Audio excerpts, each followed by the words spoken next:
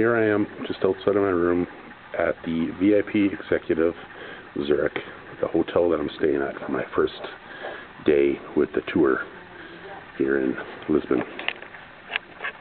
Room 201.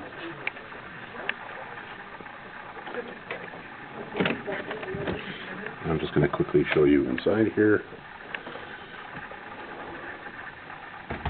People coming in, so I wanted to just quickly come in here. So here is one of these normal, fairly regular occurrences in hotels nowadays with the key card power switch, where you could use it when we stay on, or it would go off. So here's the room, bathroom, normal bathroom. For the sink, obviously. Hello. Normal size tub and such.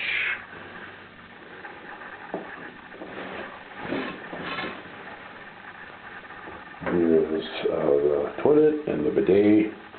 I noticed that in a lot of the hotels lately, in the last couple of years now, bidets in almost every bathroom in Europe here.